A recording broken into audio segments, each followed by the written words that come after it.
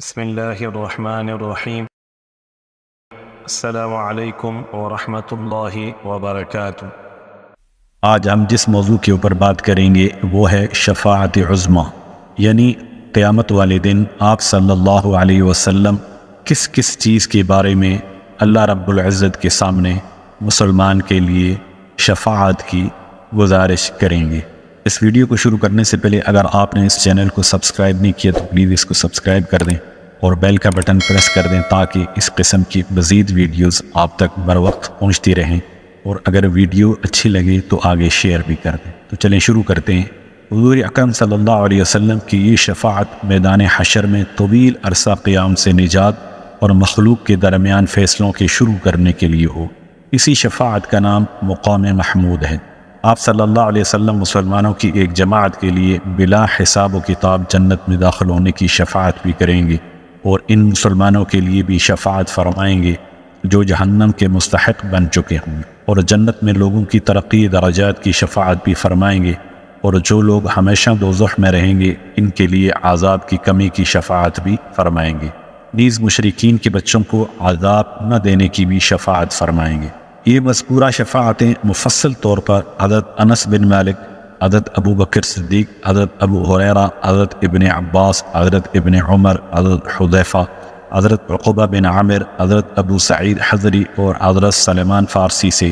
رضوان اللہ تعالی علیہم اجمعین، اور مختصر طور پر حضرت ابی بن کعب، حضرت عبادہ بن صامت، حضرت کعب بن مالک، حضرت جابر بن عبداللہ اور حضرت عبداللہ بن سلام سے مروی ہیں رضوان اللہ تعالی علیہم اجمعین۔ حضرت انس رضی اللہ تعالی عنہ سے روایت ہے، آپ صلی اللہ علیہ وسلم نے ارشاد فرمایا، مومنین قیامت کے دن اکٹھے ہوں گے اور اس دن کی شدت کی وجہ سے کہیں گے ہمیں اپنے لیے اپنے رب کے سامنے سفارشی بنا لینا چاہیے تاکہ اللہ تبارک و تعالی ہمیں یہاں سے نجات عطا فرمائیں۔ اس لوگ حضرت آدم علیہ السلام کے پاس آئیں گے اور کہیں گے، اے آدم، آپ ابو البشر ہیں، اللہ تبارک و تعالی نے آپ کو اپنے ہاتھ سے پیدا فرمایا، آپ کو مسجود ملائکہ بنایا اور آپ کو تمام اشیاء کے نام سکھائے، آپ اپنے رب سے ہمارے لیے شفاعت کر دیجیے کہ اللہ تبارک و تعالی ہمیں اس جگہ سے نجات عطا فرما دے۔ حضرت آدم علیہ السلام لوگوں سے کہیں گے یہ میرا مقام نہیں ہے، اور وہ اپنی لغزش کا ذکر کریں گے جو ان سے سرزد ہوئی تھی، اور اللہ تعالیٰ سے استحیا کرتے ہوئے لوگوں سے فرمائیں گے تم نوح کے پاس چلے جاؤ، وہ اہل زمین کی طرف اللہ تبارک و تعالیٰ کے بھیجے ہوئے پہلے رسول ہیں۔ لوگ حضرت نوح کے پاس آئیں گے، وہ فرمائیں گے یہ میرا مقام نہیں، اور وہ اپنی لغزش کا ذکر کریں گے کہ انہوں نے اللہ تبارک و تعالیٰ سے اس چیز کا سوال کیا تھا جس کے انہیں علم نہیں تھا۔ وہ بھی اللہ تعالیٰ سے استحیا کرتے ہوئے فرمائیں گے تم ابراہیم خلیل اللہ کے پاس چلے جاؤ۔ لوگ حضرت ابراہیم علیہ السلام کے پاس آئیں گے تو وہ بھی فرمائیں گے یہ میرا مقام نہیں ہے، تم موسیٰ کے پاس چلے جاؤ، اللہ تبارک و تعالیٰ نے انہیں شرف کلام عطا کیا ہے اور انہیں تورات عطا کی گئی ہے۔ لوگ حضرت موسیٰ علیہ السلام کے پاس آئیں گے، وہ بھی فرمائیں گے یہ میرا مرتبہ نہیں ہے۔ وہ اپنی لغزش کا ذکر کریں گے کہ انہوں نے ناحق ایک شخص کو قتل کر دیا تھا۔ وہ بھی اپنے رب سے استحیا یعنی حیا کرتے ہوئے فرمائیں گے تم عیسیٰ علیہ السلام کے پاس چلے جاؤ، وہ اللہ کے بندے، اس کے رسول، اس کا کلمہ اور اس کی روح ہیں۔ لوگ حضرت عیسیٰ علیہ السلام کے پاس آئیں گے، وہ بھی فرمائیں گے یہ میرا مقام نہیں ہے، تم محمد رسول اللہ صلی اللہ علیہ وسلم کے پاس چلے جاؤ، وہ اللہ کے بندے ہیں، اللہ نے ان کے اگلے پچھلے گناہ معاف فرما دیے ہیں۔ پس لوگ میرے پاس آئیں گے، میں اٹھوں گا اور مومنین کی دو صفوں کے درمیان چلوں گا اور اپنے رب کے پاس حاضری کی اجازت چاہوں گا۔ جب میں اپنے رب کو دیکھوں گا تو سجدے میں گر جاؤں گا، بس اللہ تبارک و تعالی جتنی دیر چاہیں گے مجھے حالت سجدہ میں رہنے دیں گے۔ پھر مجھ سے کہا جائے گا اے محمد اپنا سر اٹھائیں، آپ کہیں آپ کی بات سنی جائے گی، آپ شفاعت کریں، آپ کی شفاعت کی جائے گی،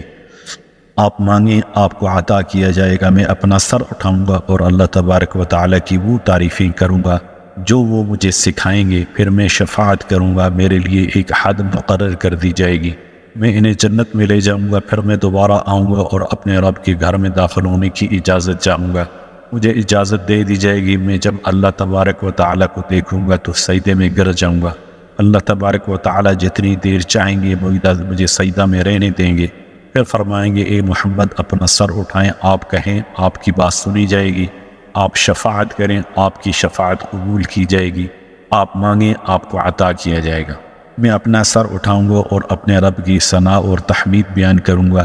جو وہ مجھے سکھائیں گے۔ پھر میں شفاعت کروں گا، پھر میرے لیے ایک حد مقرر کر دی جائے گی، پس میں انہیں جہنم سے نکال کر جنت میں لے جاؤں گا۔ میں پھر تیسری بار اپنے رب کے پاس آؤں گا، اور جب میں اپنے رب کو دیکھوں گا تو سجدہ میں گر جاؤں گا۔ اللہ تبارک و تعالیٰ مجھے حالت سجدہ میں جتنی دیر چاہیں گے رہنے دیں گے۔ پھر مجھ سے کہا جائے گا، اے محمد سر اٹھائیں، آپ کہیں آپ کی بات سنی جائے گی،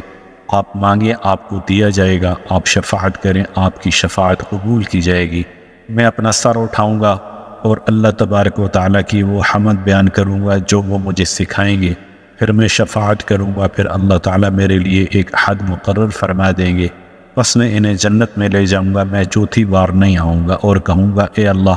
جہنم میں اب صرف وہی لوگ ہیں جنہیں قرآن نے روک لیا ہے۔ پھر اللہ تبارک و تعالیٰ ہر اس شخص کو جہنم سے نکال لیں گے جس نے لا الہ الا اللہ کہا ہوگا، اور اس کے دل میں ایک جو کے دانے کے برابر بھی خیر ہوگی۔ بعد ازاں اللہ تبارک و تعالیٰ ہر اس شخص کو بھی جہنم سے نکال لیں گے جس نے لا الہ الا اللہ کہا ہوگا اور اس کے دل میں ذرا برابر بھی خیر ہوگی۔ علماء کرام نے اس حدیث پر یہ اشکال وارد کیا ہے کہ اس حدیث کا ابتدائی حصہ میدان حشر کی تکالیف سے نجات کی شفاعت سے متعلق ہے،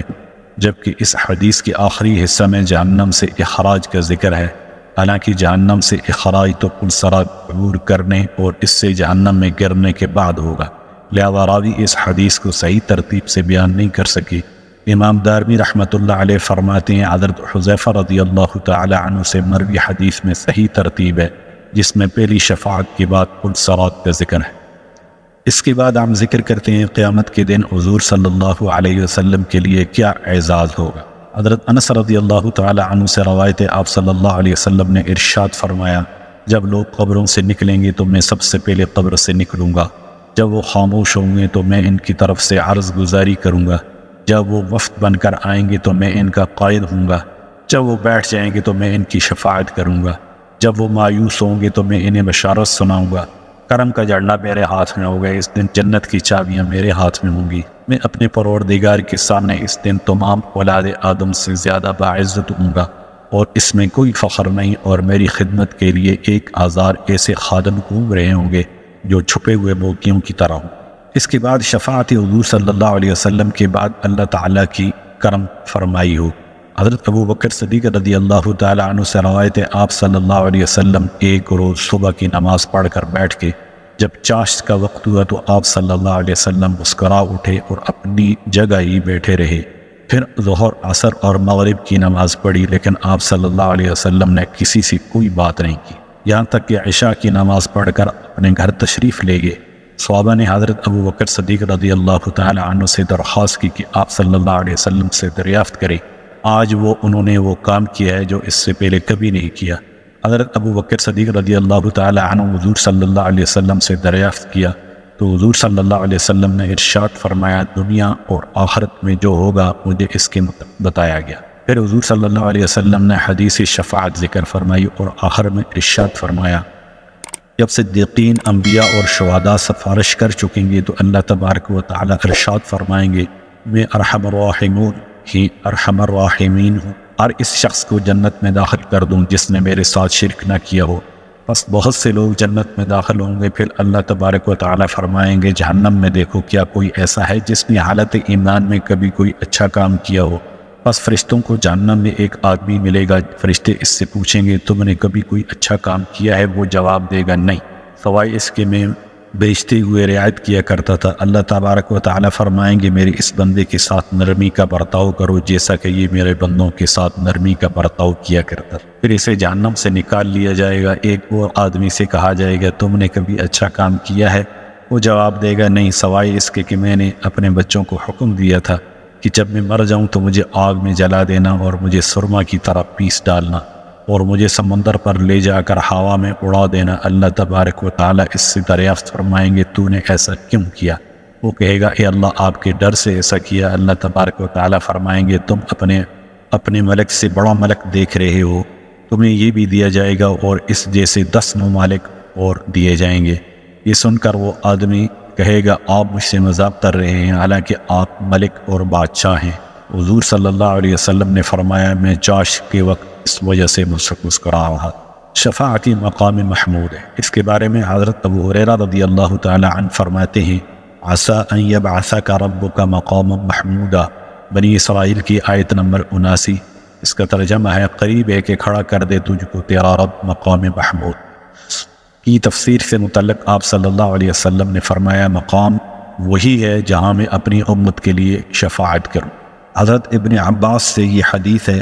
روایت کرتے ہیں کہ آپ صلی اللہ علیہ وسلم نے ارشاد فرمایا ہر نبی نے اپنی ایک خصوصی دعا دنیا میں مانگ لی تھی اور میں نے اپنی دعا اپنی امت کی شفاعت کے لیے روک رکھی ہے۔ میں قیامت میں تمام اولاد آدم کا سردار ہوں گا اور یہ کوئی فخر کی بات نہیں۔ سب سے پہلے میری قبر کھلے گی اور اس میں کوئی فخر کی بات نہیں۔ میرے ہاتھ میں لؤ المحمد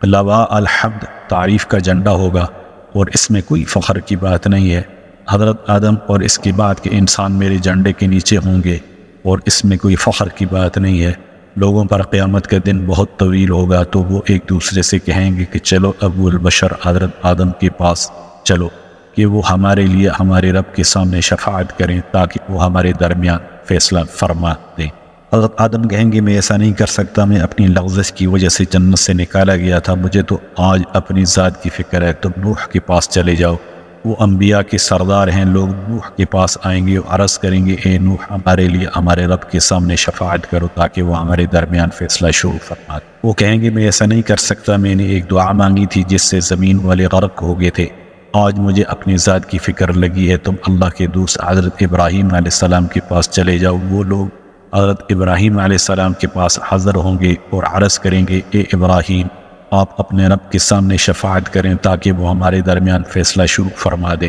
وہ کہیں گے میں ایسا نہیں کر سکتا، میں نے اسلام میں 3 باتیں بظاہر خلاف واقعہ کہی تھیں لیکن کہی دین کی حمایت میں تھی۔ ایک انی سقیم میں بیمار والا ہوں، صافات کے اندر سورہ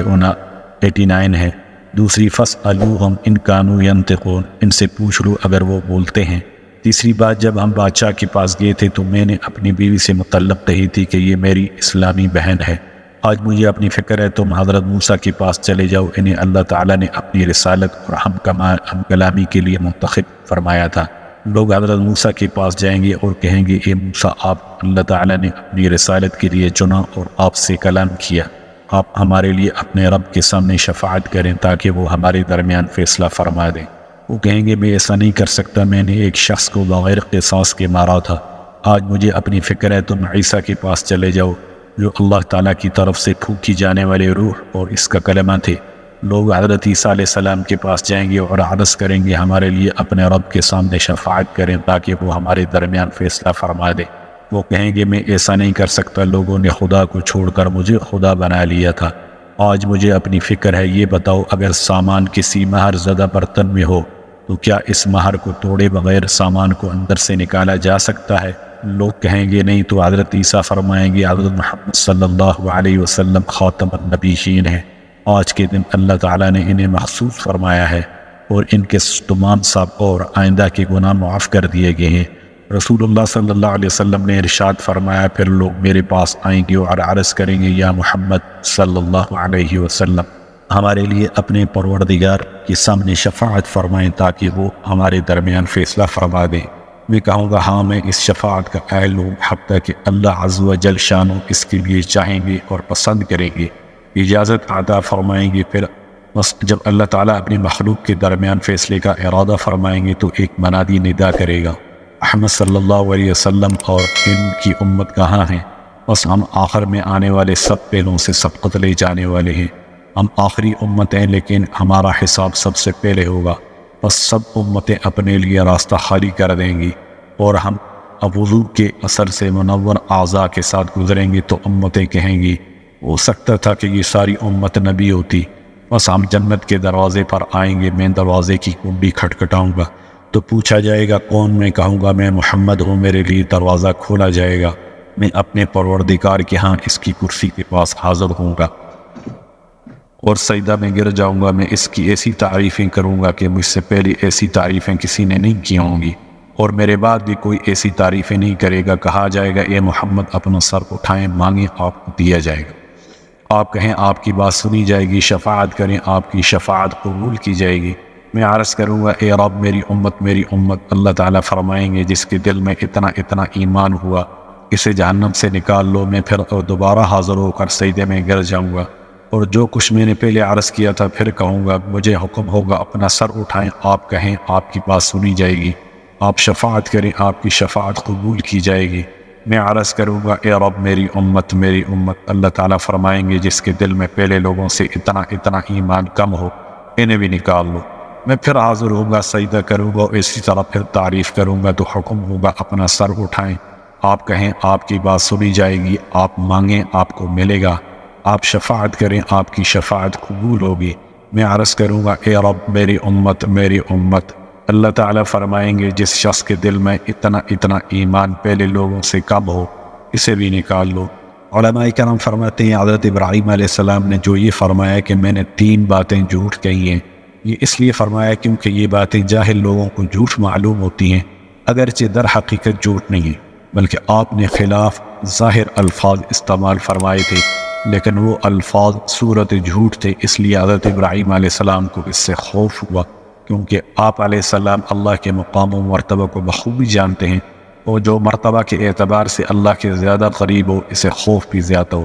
شفیع المذنبین کے بارے میں حضرت ابن عباس رضی اللہ تعالی عنہ روایت کرتے ہیں، انبیاء کرام کے ممبر سونے کے ہوں گے، نیز آپ صلی اللہ علیہ وسلم نے ارشاد فرمایا سب اپنے اپنے ممبر پر بیٹھ جائیں گے، میرا ممبر خالی رہے گا، میں اس پر نہیں بیٹھوں گا، میں اس ڈر سے اپنے رب کے سامنے کھڑا رہوں گا کہ مجھے جنت میں نہ بھیج دیا جائے اور میری امت میرے بعد پیچھے رہ جائے۔ میں عرض کروں گا یا رب امتی، اللہ تعالیٰ فرمائیں گے اے محمد آپ کیا چاہتے ہیں، میں آپ کی امت کے ساتھ کیا معاملہ کروں؟ میں عرض کروں گا یا رب ان کا حساب جلد لے رہے ہیں، چنانچہ ان کو بلایا جائے گا، پھر ان سے حساب لیا جائے گا، ان میں سے بہت سے لوگ اللہ کی رحمت سے جنت میں داخل ہوں گے اور بہت سی میری شفاعت سے جنت میں داخل ہوں گے، بس میں شفاعت کرتا رہوں گا حتیٰ کہ مجھے چند ایسے لوگوں کے پرچے دیے جائیں گے جنہیں دوزخ میں بھیجا گیا ہوگا، تو میں داروغہ جہنم مالک کے پاس آؤں گا تو وہ کہے گا اے محمد آپ صلی اللہ علیہ وسلم نے اپنے رب کے غضب کے لیے جہنم میں اپنی امت میں سے کسی کو باقی نہیں چھوڑا۔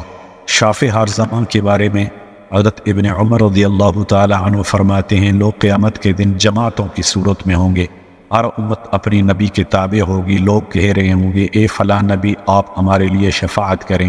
یہاں تک کہ شفاعت حضور صلی اللہ علیہ وسلم تک آ پہنچے گی۔ یہی وہ دن ہے جس میں اللہ تبارک و تعالی نے آپ صلی اللہ علیہ وسلم کو مقام محمود عطا فرمائیں گے۔ بارگاہ یزدی میں حضور صلی اللہ علیہ وسلم کے الفاظ کیا ہوں گے، اس کے متعلق حضرت حذیفہ رضی اللہ تعالی عنہ فرماتے ہیں اللہ تبارک و تعالی لوگوں کو ایک ہی میدان میں جمع فرمائیں گے، کوئی بھی اس وقت بات نہیں کر سکے گا، سب سے پہلے حضور صلی اللہ علیہ وسلم کو بلایا جائے گا، آپ صلی اللہ علیہ وسلم فرمائیں گے لبیک وسعدیک والخیر فی یدیک والشر لیس الیک والمہدی من ہدیت وعبدک بین یدیک وبک ولیک لا منجا منک الا الیک تبارکت وتعالیت سبحانک رب البیت۔ پھر آپ شفاعت فرمائیں گے، یہی ارشاد باری تعالیٰ ہوگا عسیٰ ان یبعثک ربک مقاما محمودا،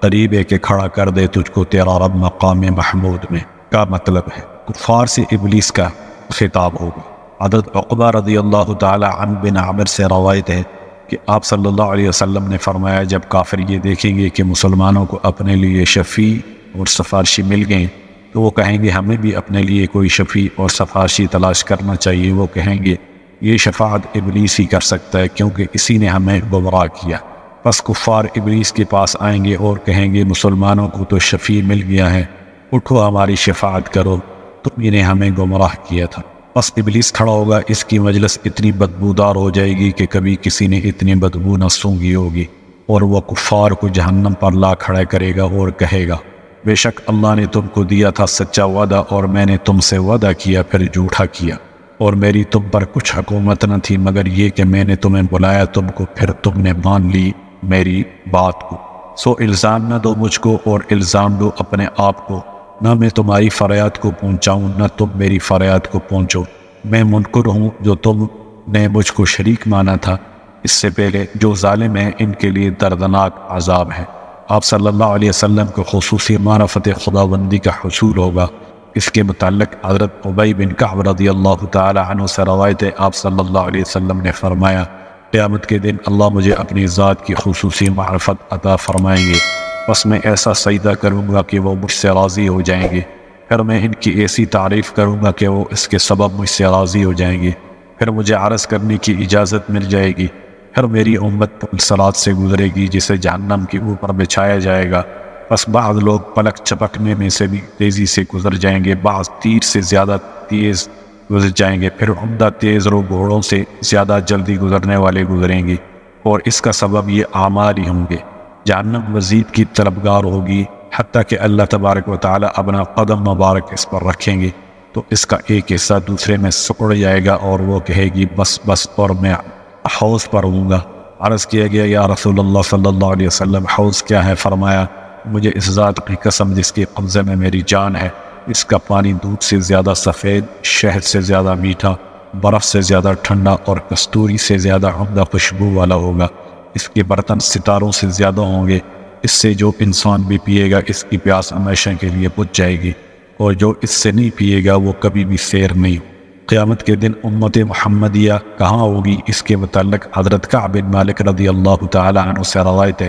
آپ صلی اللہ علیہ وسلم نے فرمایا قیامت کے دن جب لوگوں کو اٹھایا جائے گا تو میں اور میری امت قیامت کے دن ایک ٹیلے پر ہوں گے، مجھے میرا رب سبز پوشاک پہنائے گا، پھر مجھے اجازت دی جائے گی تو میں اس کی ایسی تعریف کروں گا جس کا وہ اہل ہے، یہی مقام محمود ہے۔ اعلی محشر حضرت آدم علیہ السلام اور حضرت نوح علیہ السلام کے پاس جانے کا درمیانی عرصہ، اس کے متعلق امام غزالی رحمۃ اللہ علیہ فرماتے ہیں اہل محشر حضرت آدم علیہ السلام اور حضرت نوح علیہ السلام کے پاس جانے کا درمیانی عرصہ 1000 سال ہے، یعنی اہل محشر حضرت آدم علیہ السلام اور حضرت نوح علیہ السلام کے پاس جائیں گے تو اس کے درمیان ان کو کتنا عرصہ گزرے گا کہ وہ حضرت آدم علیہ السلام سے جب اپنے لیے سفارش کا کہیں گے تو حضرت آدم علیہ السلام فرمائیں گے کہ حضرت نوح علیہ السلام کے پاس چلے جاؤ، تو وہ حضرت آدم علیہ السلام کے پاس سے جب چلیں گے اور جب نوح علیہ السلام کے پاس پہنچیں گے تو ان کو کتنا عرصہ لگے گا؟ امام غزالی رحمۃ اللہ علیہ اس کے متعلق فرماتے ہیں کہ اہل محشر کے حضرت آدم علیہ السلام اور حضرت نوح علیہ السلام کے پاس جانے کا درمیانی عرصہ 1000 سال ہے۔ اسی طرح ہر نبی سے دوسرے نبی کے پاس جانے کا درمیانی عرصہ 1000 سال ہے۔ قاضی القضاء جلال الدین بلقینی شافعی رحمۃ اللہ علیہ سے سوال کیا گیا حضور صلی اللہ علیہ وسلم جب قیامت کے دن سجدہ کریں گے تو آیا وضو سے ہوں گے؟ انہوں نے جواب ارشاد فرمایا کہ حضور صلی اللہ علیہ وسلم کو جو غسل وفات مبارک کے بعد دیا گیا تھا اسی غسل کی طہارت باقی ہوگی، کیونکہ آپ صلی اللہ علیہ وسلم اپنی قبر مبارک میں زندہ ہیں اور قبر مبارک میں ناقص طہارت کوئی سبب موجود نہیں ہے، لہذا آپ صلی اللہ علیہ وسلم کا وضو قیامت تک باقی رہے گا۔ یہ جواب بھی دیا جا سکتا ہے کہ آخرت احکام شریعہ کا مقام نہیں ہے، اس لیے آپ صلی اللہ علیہ وسلم کا سجدہ وضو پر موقوف نہیں ہو، آپ صلی اللہ علیہ وسلم پر محامد کا الہام ہوگا۔ اس کے سوال کے متعلق آپ صلی اللہ علیہ وسلم قیامت کے دن کن الفاظ میں اللہ تعالیٰ کی حمد کریں گے؟ تو اس کا جواب صحیح بخاری کی بعض احادیث میں وارد ہے کہ آپ صلی اللہ علیہ وسلم نے فرمایا اللہ تعالیٰ مجھ پر ان محامد کا الہام کریں گے جن کی بجا لانے کی میں اب قدرت نہیں رکھتا، میں ان الہام شدہ الفاظ کے ساتھ اللہ تعالیٰ کی حمد کروں گا۔ شفاعت کی درخواست کو مذکورہ انبیاء کے ساتھ اس لیے مخصوص کیا گیا ہے کہ یہ حضرات انبیاء میں مشہور ترین ہیں اور ان کی شریعت پر برسوں عمل ہوتا رہا، نیز اس سبب سے بھی کہ مذکورہ انبیاء میں سے حضرت آدم علیہ السلام سب انسانوں کے باپ ہیں، حضرت نوح سب انسانوں کے جد ثانی ہیں، حضرت ابراہیم تمام اہل ادیان کے نزدیک قابل تعریف ہیں اور اب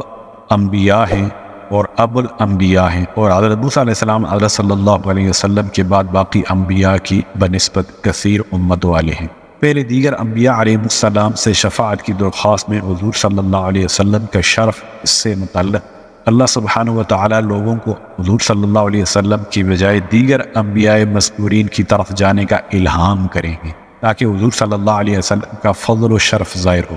علامہ ابن حجر رحمۃ اللہ علیہ فرماتے ہیں اس میں کوئی شک نہیں کہ ان سائلین میں قیامت کے دن وہ حضرات بھی ہوں گے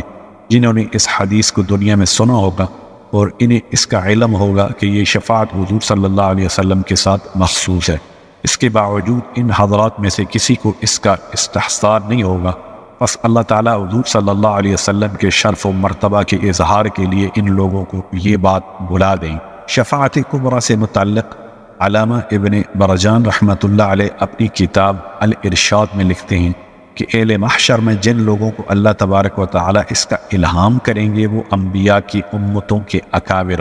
اس کے بعد شفاعت کس وقت کی جائے گی، اس کے متعلق پہلے حدیث میں گزر چکا ہے کہ پہلے پل صراط بچھایا جائے گا، پھر لوگ اس پر سے گزریں گے اور اہل جنت جنت میں داخل ہوں گے، تب لوگ مذکورہ انبیاء کے پاس شفاعت کے لیے جائیں گے کہ جو لوگ جہنم میں داخل ہوں گے ان کے لیے شفاعت کی جائے۔ جبکہ امام یحییٰ بن سلام البصری رحمۃ اللہ علیہ نے اپنی تفسیر میں امام کلبی رحمۃ اللہ علیہ سے اس طرح نقل کیا ہے کہ جب اہل جنت جنت میں اور اہل جہنم جہنم میں داخل ہو جائیں گے تو اہل جنت میں سے ایک گروہ پیچھے رہ جائے گا، انہیں